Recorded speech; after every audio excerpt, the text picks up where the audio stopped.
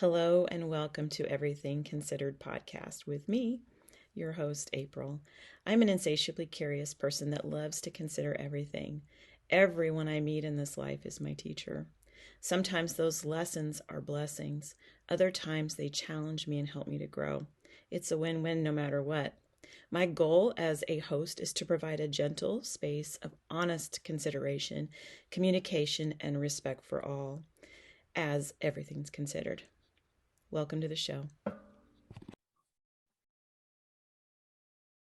Hello, I'm so excited. I am here with Rachel Murell. Is it Murell or Murell?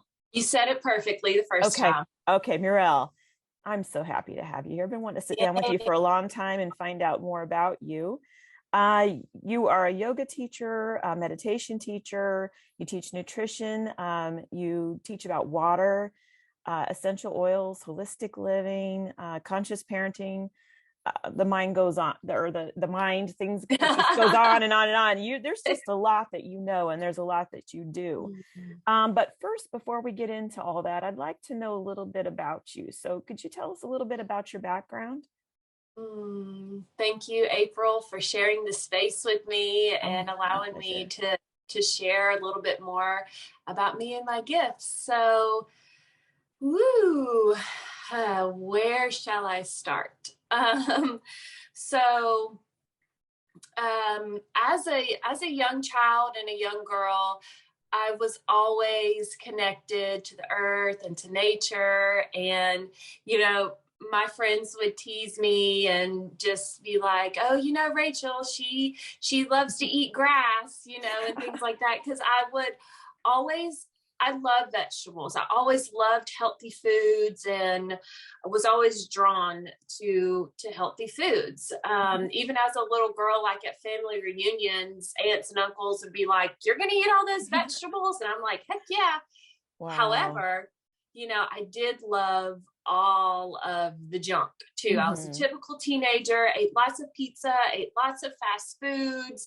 And, looking back now in the past, I can see how all of those foods always made me feel like crap. Like I just remember, and kind of blending the past and the present in right now, I can see how that overindulgence or that need to constantly fill myself to feel satisfied from other foods that weren't wholesome has truly transformed me and blossomed me into the woman and the teacher I am today. Wow. And knowing now that then, like I said, I was trying to fill myself with things to make me feel whole, instead of insourcing and going straight to source to fill all of those missing pieces, or just to go straight to myself and fill myself in my complete wholeness. Right. And I feel comfortable sharing this now just because I know all of the healing that I've done, and it's no longer in my DNA or even in my mind at all. And even as a teenager, a lot of my friends, we had eating disorders, we had eating misconceptions, and body dysmorphia. And I know now how deeply rooted that need to satisfy myself was embedded in my tissues, in my nervous system, and in my muscles. And so growing from that, I had children very young, which is a complete and miraculous blessing. And it actually, I feel like, truly catapulted my spirituality at such a young age too. Wow. So at 19, I birthed, I had a human in my portal. And I birthed this human at 20. And then again at 21, got pregnant, and 21 or 22, I had my second son.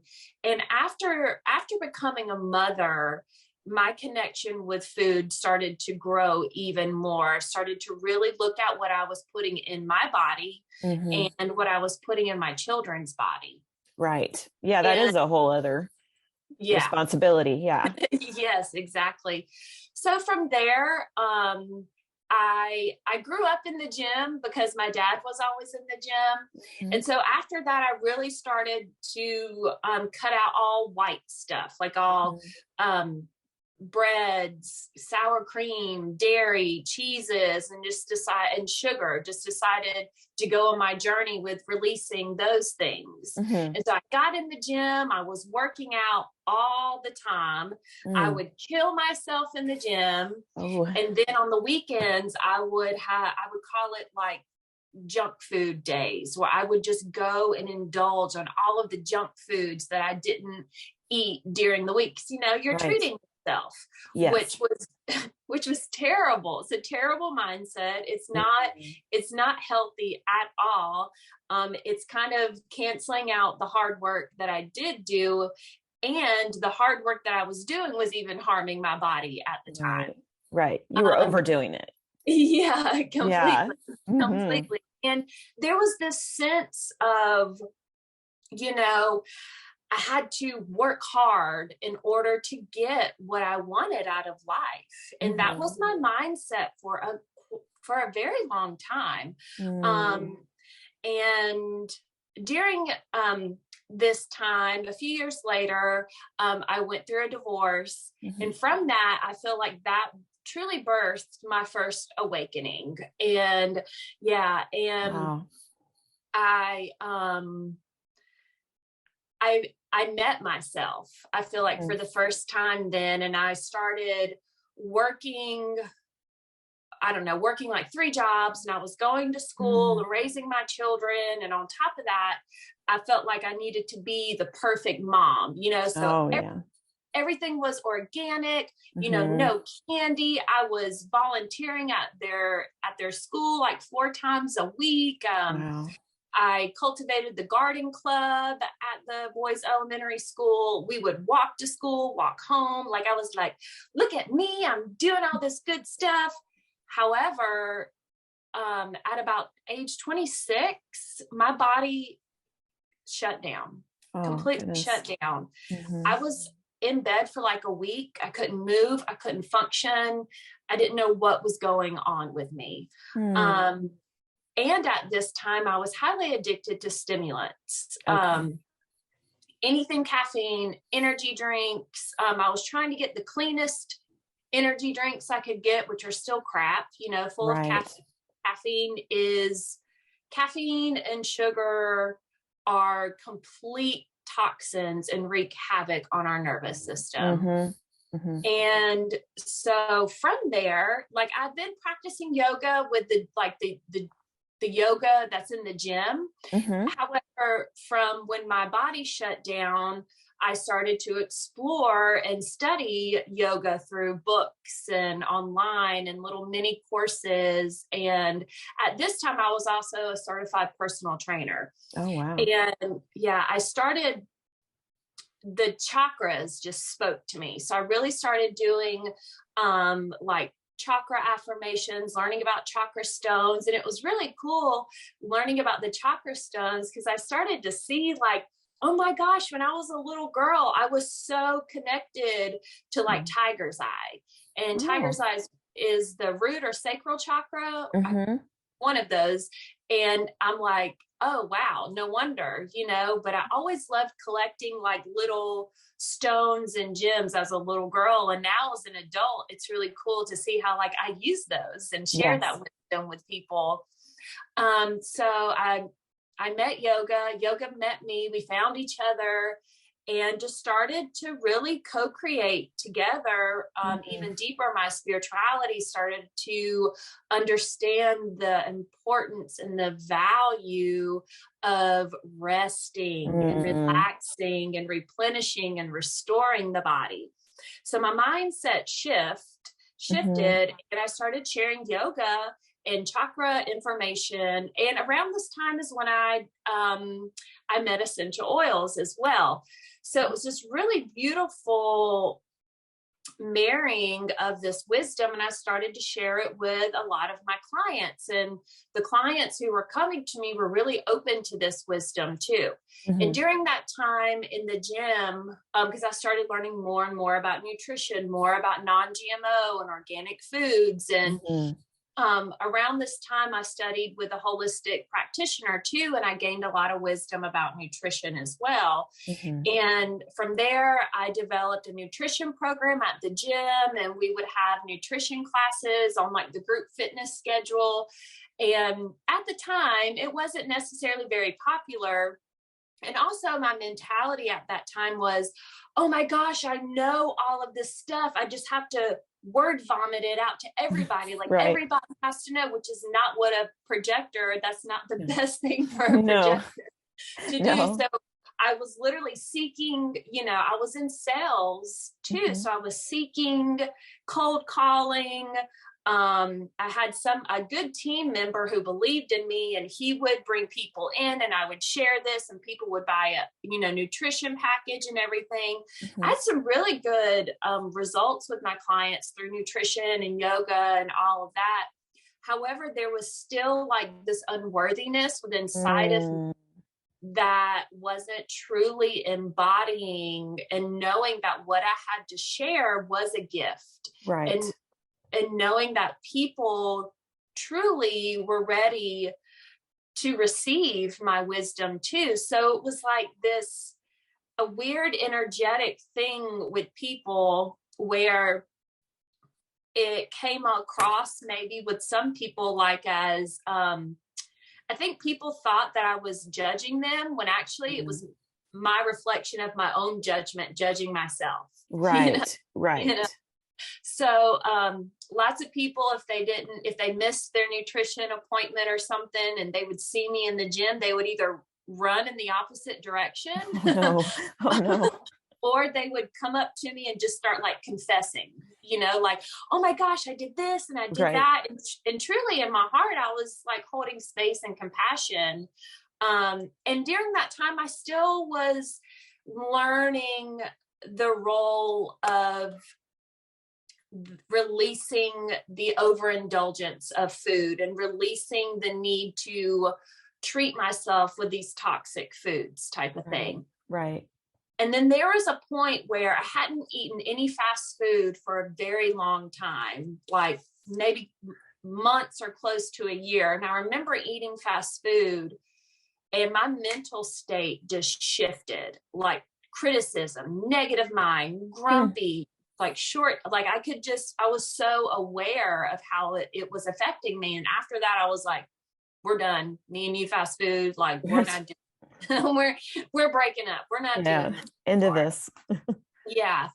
And from there, so I was in nursing school, and I decided that nursing school wasn't for me. Again, I was still in this perfectionist mentality. I was a straight A nursing student, and it is very stressful to be a straight A nursing student when you're working multiple jobs and have 2 children you're taking care of. Like, even when you don't have those things, it's very difficult to be a straight A nursing student. Yes, it is.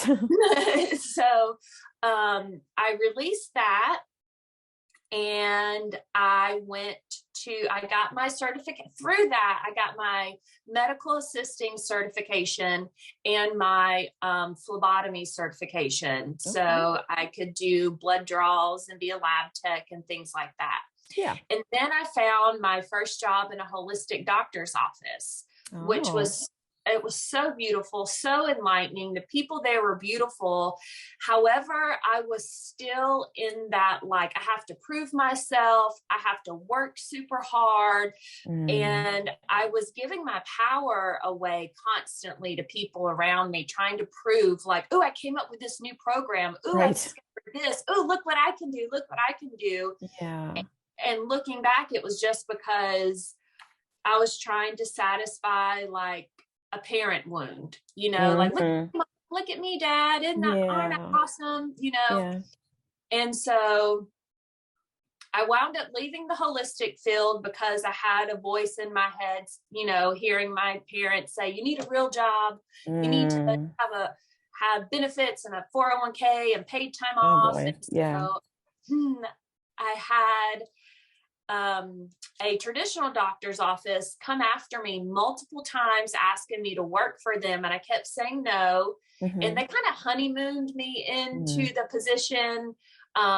So I started working there. I was able to share yoga at the doctor's office. I was able to have some essential oil classes there. Wow. I would close up the doctor's office sometimes and smudge like the whole doctor's office, Good idea. Yeah. And I was even able to see patients, and it was so cool. Like I could do an intake on them, get their vitals, and go through a holistic evaluation and even prescribe essential oil supplements.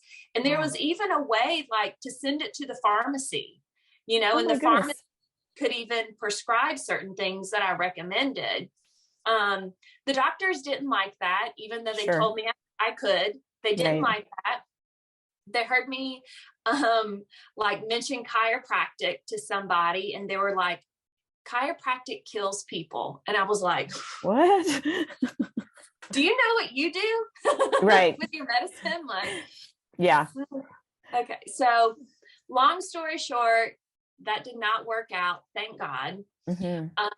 Because that probably sent me into my worst. I have mental health issues on both sides of my family, suicide on both sides of my family, depression, anxiety, like it's thick.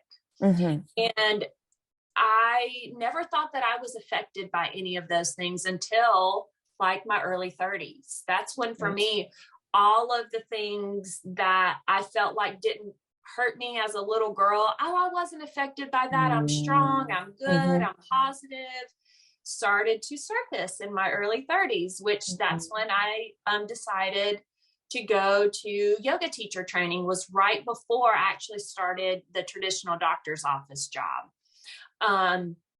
And so I'm going through my yoga teacher training. And at the time I was stuck in that terrible job. All of these things are surfacing. I'm still holding on to certain things that are not serving me in my life, like caffeine, still certain stimulants just to keep me going, because I got to go still. Right. But still that softness was meeting me. So it was kind of like this tug of war for a few years.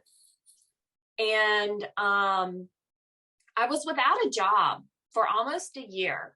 And raising two children, and my dad was helping me, thank God, pay rent. However, it was the darkest time of my life. And my children honestly saved my life at that point, and my body was in so much pain because I was in so much turmoil mentally, because I knew I was meant to share my spirit and my wisdom and to share holistic living with people.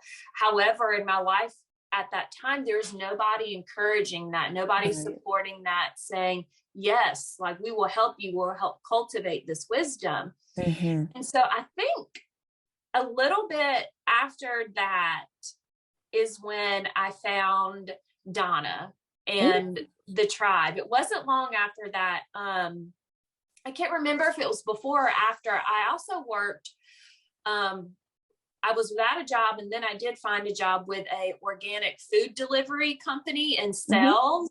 Okay. Yeah. And it was actually right after my 500-hour yoga teacher training, I got this job. It was really cool. And I was like, oh yeah, this is good. This is still serving people, educating people. Like and in my mind, I'm like, if I can't bring organic food into people's homes, then what am I doing in life? Right. I didn't sell a single thing. Oh. I was horrible because, again, I was cold calling. I was going out. I wasn't waiting for the invitation, having people ask me questions. And it was, so after that, that's when I started at Sea Glass, I believe. And I started sharing yoga there and everything. And there still was a resistance inside of me to completely embody that, because I had in the back of my mind, I have to work hard. I have to meet all these people. I have to do all of these things. And in my mind, like, I should have my own holistic facility. I should be doing this on my own type of thing. Should. Yeah. Yeah, I know. There Yeah. was still some criticism and just not accepting and completely loving myself. And through that, I'm eating really well. I was practicing yoga all the time. I was sharing, and from there, a lot of beautiful yoga opportunities came in. And then I'm trying to think. I'm sure I had lots of different awakenings and realizations through that whole process. And at the end of 2019, beginning of 2020, that's when I met the living water. And my brother Kevin, my spirit brother Kevin. I just remember I was on Facebook one day and I saw where one of my best friends had commented on something that he had shared. It was something like that. And I went scrolling through his feed, and he was sharing all of this wisdom about organic and non-GMO food, veganism, living water, and all this abundance. And I was like, yeah, this is my person. Like, up your alley. Yeah, I need to know him.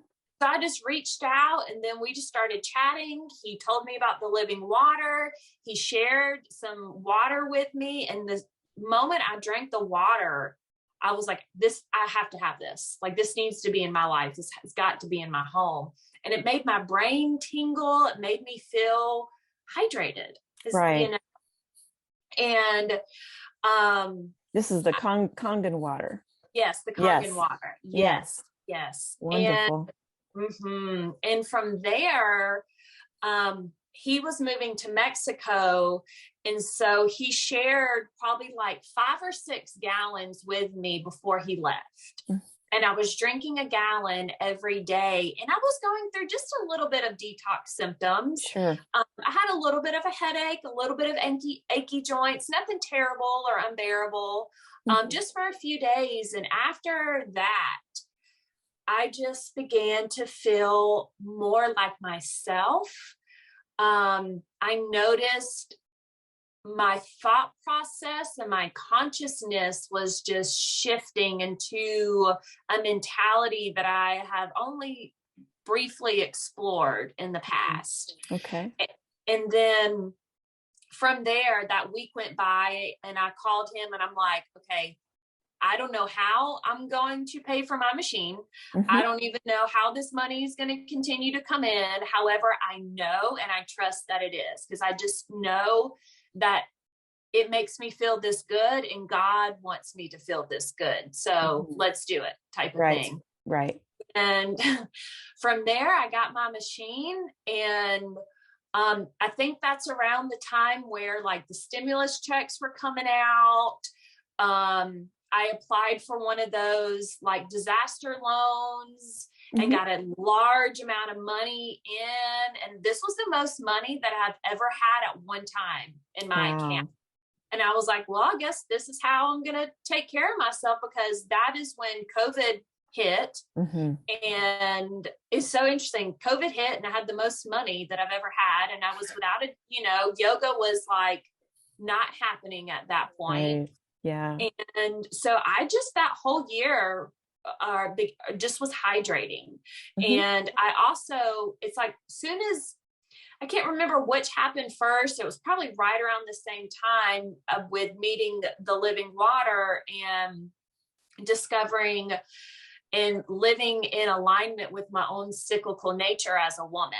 And, and so it was just really cool how I was able to nurture that, rest on day one when I started menstruation, and then slowly allow myself to gradually flow through all of those seasons. And then just learning more about how water holds memory. And as I'm just staying more and more hydrated, connecting to the water community.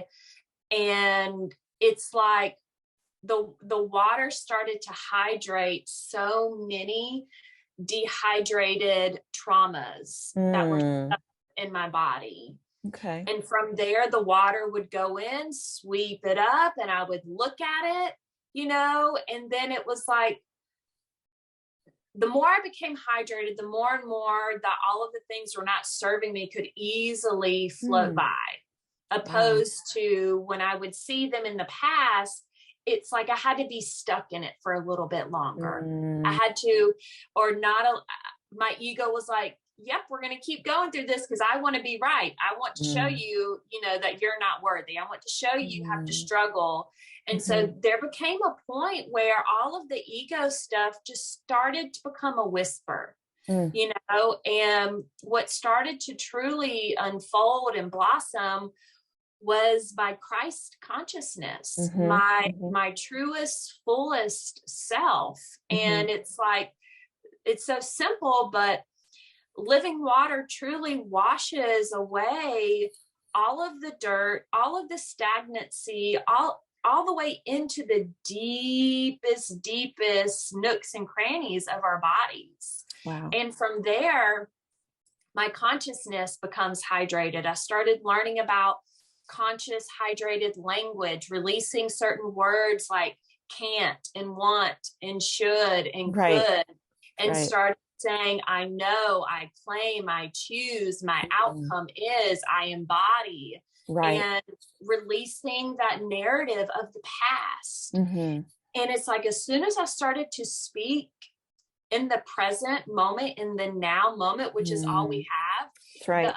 The tribe, the Hopi tribe, I believe it is, like, they only have present tense words. I've heard that. That's amazing. Yeah. They only speak in the now. And it's so important that we do that. And what we speak, we be. Like, it's so powerful. And I started to see that. Like, I would say certain things, and like the next moment, literally that would happen. And so I started to just like be like, ooh, all right, let's practice this. Let's cultivate our magic with our words. That's right. And then from there, I just started. So where I am currently, within the past few months, really cultivating and learning more about sacred ceremony and ritual, and truly embodying and walking in the priestess path. And that's where I'm truly called to serve and to embody the wisdom of source, and then share that love with others. Yes. And I've recently started practicing with sacred hape.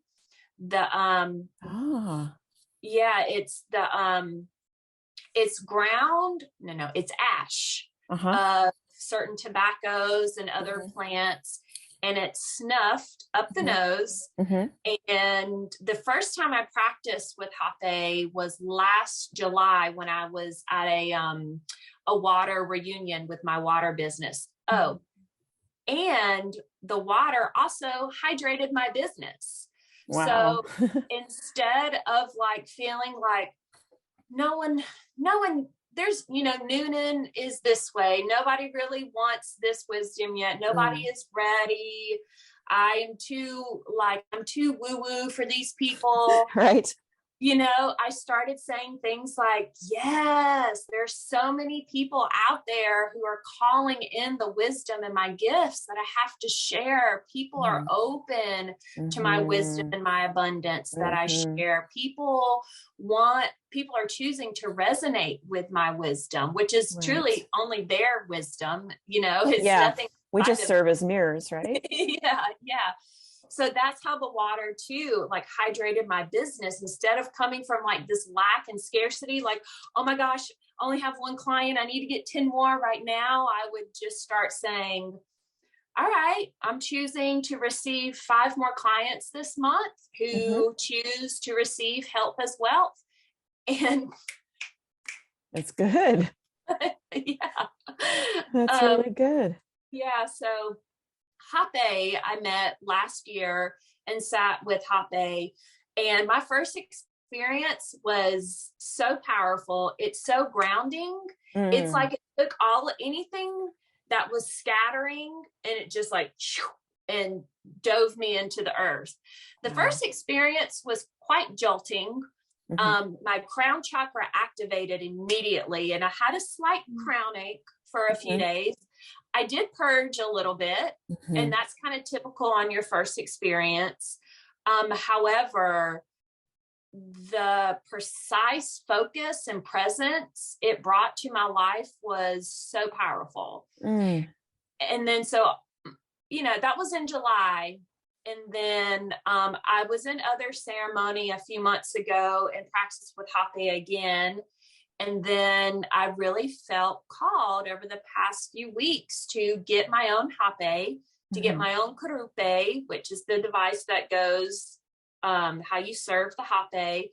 And so Mhm. I've been sitting with Hape now consistently for about a week. Wow. Um, and it's been really powerful, really, really powerful for me. That's exciting. Yeah, That's really great. yeah. So, So, so, so tell me more about the water because I'm not sure people. I've been drinking Kangen water for I think 15 years now, maybe right, longer. right. I'm real familiar with it, but I don't know that a lot of people know about it. Can you Mm. explain what it is and where it came from? Yeah, so Kangen for me means return to origin, and Okay. it's made in Japan. Mhm. And Japan has the highest standards of equipment that can be made, essentially. Mhm. And the Kangen machine is a certified medical grade device, and it Mhm. has a certification, and that again is one of the hardest certifications to achieve. Right. Um, it is a water ionizer Okay.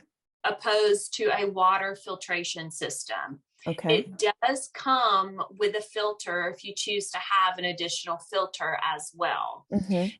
And so there are 8 titanium metal plates in the machine, and they are Okay. solid titanium. They're not just coated, like they're solid titanium. Wow. Okay. And so I'll pause right there for a moment on the machine.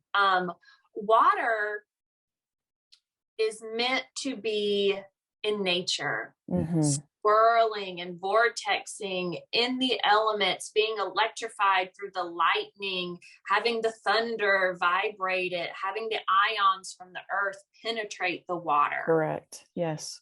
And the parallel that I start after learning more about the water, because I was always about the food, like, seeing how they treated our animals, the toxins they put in our food, how they're poisoning us, like the monopoly, all of that, those things. It's like all of that started to reveal itself. They're doing the same thing to water. Mm. They, companies have gone to springs, guzzled up the water out of people's homes, out of their backyards, Mm. stole it from them, took Mhm. it to their plant, their Mhm. manufacturing plant, put it in plastic, Right. and then Which is the sold it to us. worst. Yeah. Yeah. Yeah. And they put chemicals in our water, just like they put chemicals in our food to preserve it, Right. you know, and to falsely advertise the water as well as alkaline water. And there is a Mhm. complete difference between alkalined and Mm. alkalized. Okay. 2 different things. The Okay. alkalined is chemically altered Okay. with some type of baking soda, but not a good baking soda, like a very chemical change baking soda and all sorts of other things. Mhm. And alkalized water is electrified water, Right. which Ionized, right? ionized, Okay. ionized. Yes, which brings me back to the machine. Okay. And that's what the plates in the Kangen machine do. They electrify the water, which Mhm. ionizes the water, Mhm. which I'm learning more about how this turns the water into structured water. So there's H2O, which we grew up learning about water. Right. However, did we ever hear about H3O2? No. Where there are 3 hydrogens in there, Okay. and it makes a hexagon shape. Ooh, wow. Okay. And this is called structured water. Mm-hmm. And this structured water is naturally in nature, like in the cleanest, purest waters, like in the blue zones and the probably glaciers in Antarctica, like the purest waters, like not in the creek in my backyard. Right. Right. Not in the Chattahoochee. Or the Chattahoochee. Right. Correct.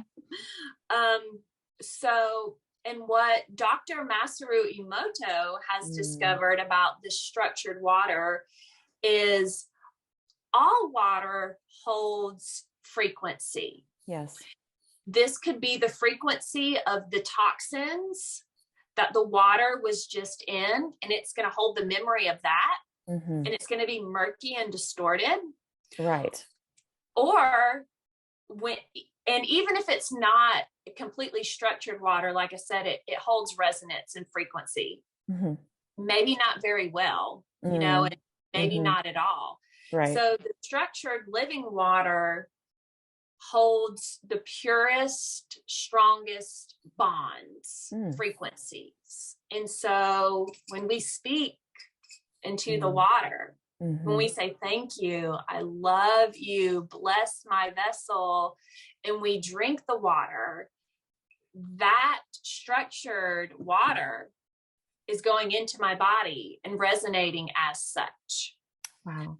Yes. And so Dr. Masaru Emoto has been doing studies on structured water and living water and speaking into water. And he actually, took the photos of the crystals of how to speak into water. And he did photos of like dirty, polluted water, and it didn't hold any type of crystals. And then he did like regular tap water, and it would hold some crystals, Right. And any water, which is filtered water, anything, when you speak positively, it's going to hold a beautiful crystal. When you speak negatively into the water, it's going to be a very distorted, ugly crystal type of thing. Right. And he's done lots of studies on popes, like blessing the water, before and after pictures of that too. He's done photos of before and after of people praying around water. And so the more I'm learning about structured water and how it holds frequency, the more how it makes so much sense, the whole topic of we are star stuff. Yes. Right? Like all of the minerals, like phosphorus, magnesium, all of those were out in the stars, and are still here on Earth. Right. And how we are able to be in human form is all of those minerals, make up our bones and our muscles. However, without water, those things wouldn't hydrate and become alive. Right. So through the water, those things are able to come activated and to form our vessel for the waters to flow inside of us. Right. And it's just been so silly, but so sweet to truly realize that my body is the temple of the holy water. That's right. Yeah. It's so cool. That is really cool. Yeah, we are pretty miraculous creatures. Yeah. We are miraculous creatures. Yeah. So that's exciting. So basically, clients can come to you and ask about the water, and you can explain it to them. And if they're interested in purchasing one of these machines, they can purchase it from you. That's exciting. So how that usually goes is because the water wakes you up in its own unique way, because everybody is different. Same with Sure. food. Yeah. Food speaks to everybody differently. Water speaks to us differently. Mm-hmm. And so with my clients, how it usually happens is, I meet with my client, I have my big blue bottle, and they're like, so I saw you said something about living water. What is that? Is that what's in your bottle? Or sometimes I don't even necessarily say anything about living water. And after a few sessions, they're like, what's in that bottle? And then I start sharing with them like what the water is. And maybe the next few sessions are like, can I try some of that water? And I'm like, heck yeah. Yeah. So I share with them some water. And then from there, some people feel called to purchase a machine. Some people want to keep drinking the water. And then I just hear feedback from them on how the water is resonating with them. And people always want to exchange something for the water. Sure. Nobody wants anything for free, because then they feel like there's a hidden agenda or whatever. So Right. how I allow that exchange to happen, I just say, what would you like to offer for the water? What is it that you want to exchange for the water? And so they put their own price on it. I never put a price on it. Okay. And so we exchange that way until that it aligns for them to have the living water in their home. That's exciting. Mm-hmm. Well, so for yoga, do you do like private one-on-one consultations for people? Mm-hmm. Is that do you teach classes as well? Is that correct? Yeah. So my home studio is Blue Lotus, where I Okay. share yoga there. And then I have a free class that I offer at Ashley Park once a month, for about 4 months out of the year.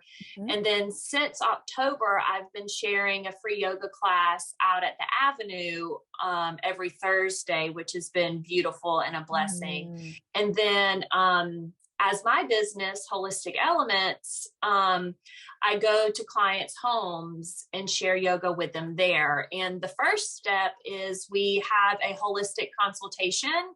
And I just go over their relationship with themselves, with spirituality, with their body, with food. I get to know their goals and how they want yoga to serve them. Mm-hmm. And I go over a physical analysis with them. I go over certain postures. I give them breathing techniques when we meet.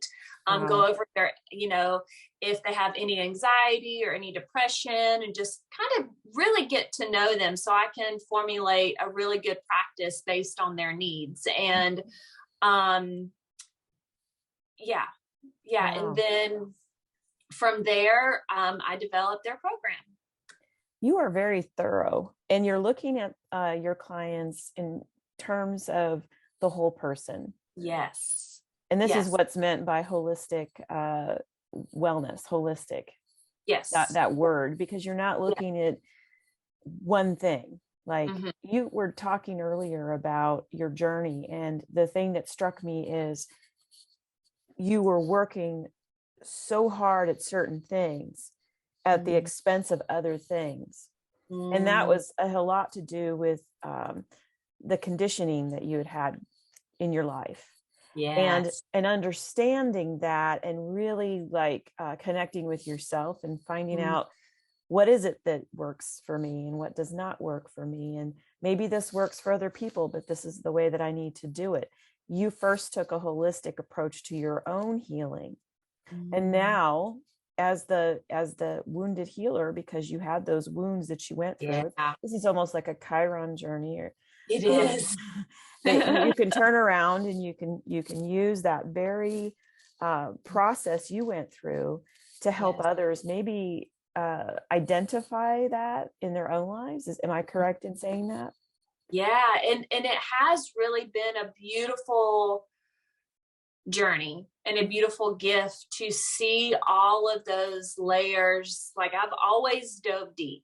I've always explored my inner workings and wanted to know why I acted this way. Why did I do this? And the holistic approach, like it's how I spell it, is WHOL. So it's whole, complete, and full. And with my clients, I let them know first and foremost, that this is a journey together, and we are co-creating I love that. together to blossom your highest self. And to let them know that I'm always going to be honest with them and share from my truth and from my experiences. And just because I have been through a lot doesn't mean that I know it's going to be best for my client. And I let them know that too. I said, you're the only expert on you. Oh, that's good. Yeah. And so we communicate a lot. We talk a lot. If they feel like this isn't really working, or they want to work more on this or more on that, like, we explore lots of options together. And through my journey, it's very interesting that I noticed that I have met clients who are currently in a situation that I have been in, or they have a family member or a friend who is going through something that I've been in as well. So yeah, it's been really beautiful to allow my journey to continue to be my teacher and teachers for others. Yeah, I think that's very important. I mean, there was this old adage that says, never trust a cook that doesn't eat his own food. Right. And that's true. That's true about healing, I find too. If a person hasn't walked in your shoes, it's going to be very challenging for them, not impossible, but challenging for them to relate to what you're going through. And being that you've had your own journey of trials and tribulations and pain and suffering, you have come away with a lot of wisdom that you can share, and a lot of empathy towards what other people go through. And that's very, very important. Yes. That's really important. And understand and to know that everyone has their own unique journey. Right.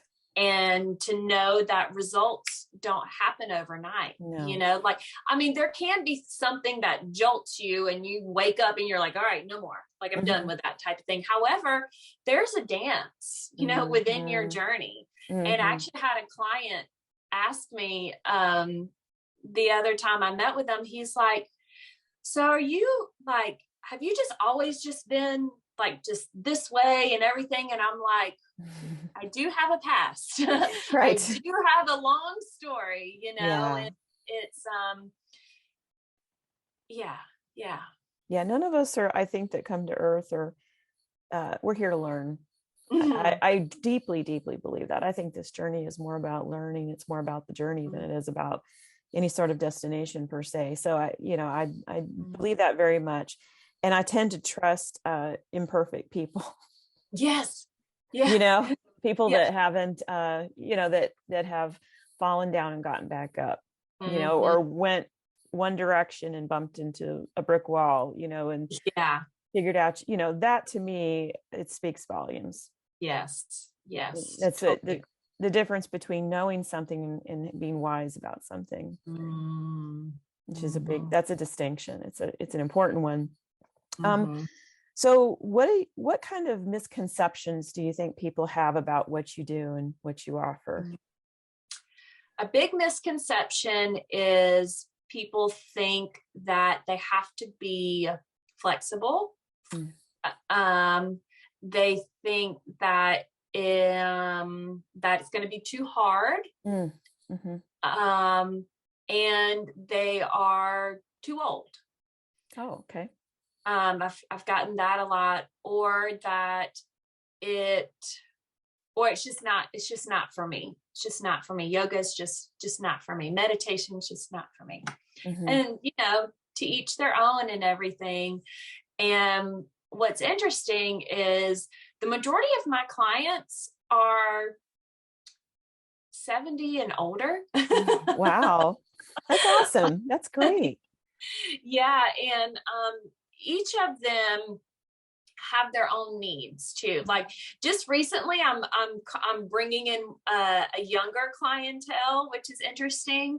And I love that I work a lot with the older population, right? Because like I'm 37 going on 87. Like that's how I feel. So it's really cool. Well, Rachel, there's a lot to be said for that. Because I feel like older people a lot of times have the best BS detectors. And if they don't feel like you're for real, they're not going to follow. So that says a lot for you that they are invested in working with you because you're for real. And that's a big deal to I'm 50 something, and when you get to be that age, you just kind of done with what isn't real. You're done with the very game. true. Done with the games. So I take that as a very good sign that you're doing really good work.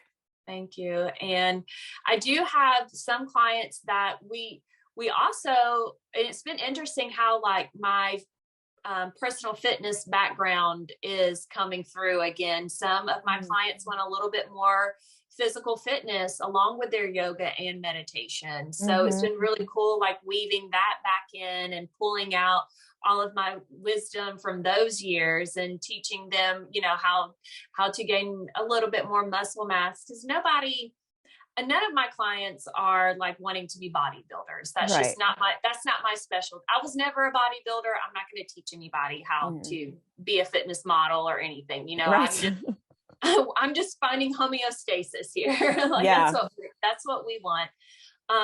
So it's just been really cool to share like a beautiful, well-rounded practice. Some of my clients, I do give some nutrition advice on. Some of them, they just have a pretty good diet themselves. And, there are a few things that can be cleaned up a little bit, So yeah, I haven't had strictly like only nutrition in a long time. However, majority of my clients, I share meditation in the water and yoga with. So wow, that's beautiful. Yeah, I think that's wonderful. I think people want to feel better. I think we're kind of, I don't know, I feel like we're moving past this whole like bodybuilding. Most people are not interested in that. Most people just want to feel better. They want to function better. They want to feel better emotionally and physically, Yes. And so I think you're addressing something that's very, very important. I think you are. So where can we find you? You said Blue Lotus. Yes. Blue Lotus, I'm there Monday evenings at 6. There's a beautiful group of people that come, and it's a gentle flow yoga class with meditation. And I almost always have some water there to share, because it's just, that's what I'm here to do. I'm here to hydrate you with some living water. And sometimes I start my classes like with a little water blessing, and I'll just allow you to like speak into the water, whatever you feel called to speak, or just hold the water to your heart. And then, on Instagram at Holistic Elements, and Facebook, Rachel Murell.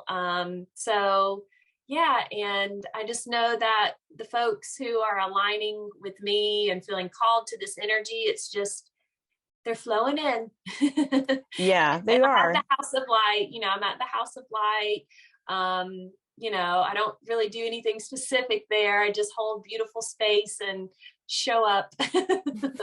Well, I think you've done some education up there. I have done some classes. Bit. Yeah, some education on the water and divine womb wisdom, and things like that. So yeah.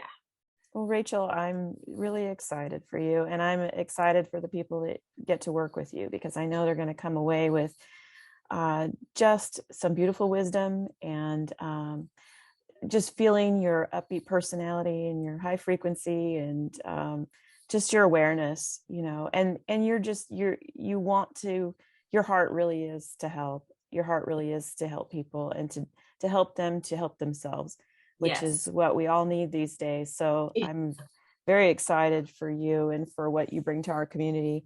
So I'm going to ask you this question, ask everybody the same question. And, of course, this is all imaginary time, but let's just pretend for a minute. If you could live at any time in history, when would that be and why?